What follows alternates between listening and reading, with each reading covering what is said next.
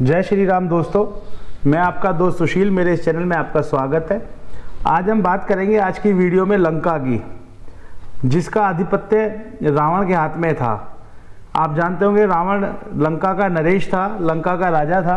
पर आपको ये पता है लंका मिली कैसे उसको, और ये लंका थी किसकी, और लंका रावण के पास पहुंची कैसे, एक तरह का रावण उसका राजा बना कैसे। तो कहानी ऐसी है, एक दिन भगवान शिव कैलाश पे बैठे थे अपनी साधना में, और माता पार्वती उनके पास आई।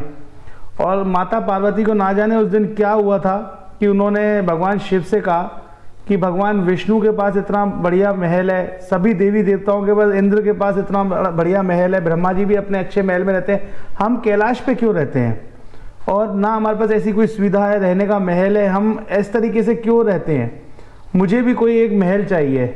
भगवान शिव ने माता पार्वती को बहुत समझाया, कहा कि हमारा ये किसी काम का नहीं है, हम सादा जीवन रहते हैं, बढ़िया जीवन रहते हैं, यही सही है, हमारा महल किसी काम का नहीं है, ये सब दिखावी माया है।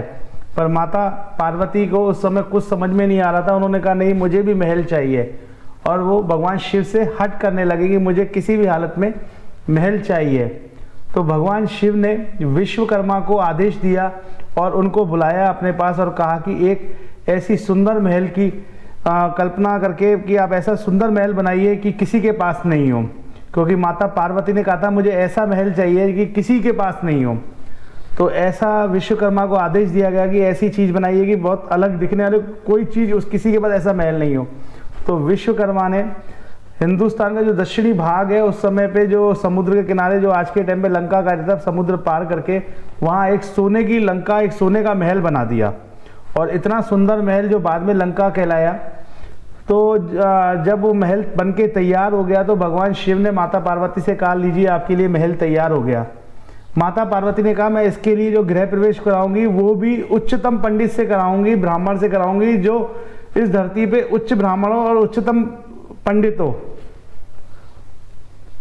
तो उसके लिए उस वक्त आपको पता होगा जो रावण था वो बहुत उच्च कोटि का ब्राह्मण और पंडित था, बहुत ज्ञानी था, तो उसी का नाम सबके दिमाग में आया, और भगवान शिव का भक्त भी था रावण।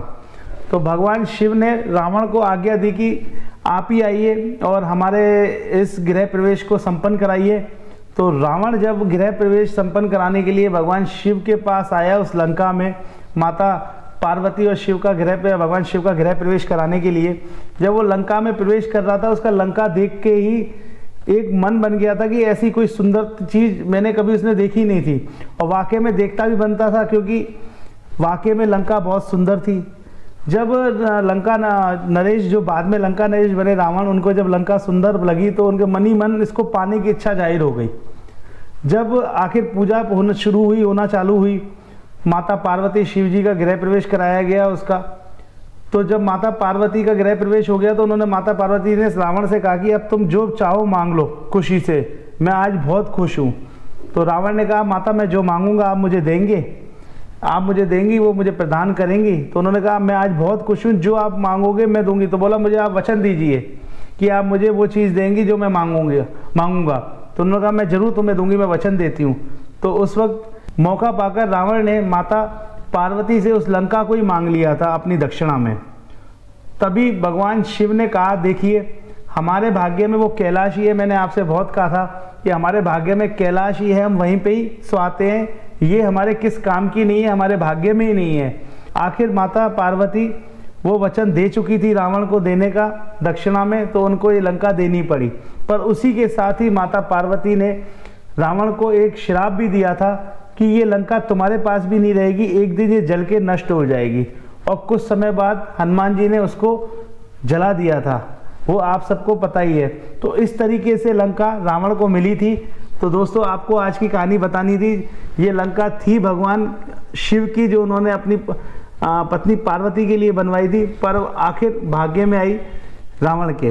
तो दोस्तों आज का किस्सा आपको पसंद आया तो प्लीज़ मेरे चैनल को सब्सक्राइब कर दीजिएगा आगे और किस्से जानने के लिए हमारे हिंदू धर्म के। तो आज के लिए जय श्री राम।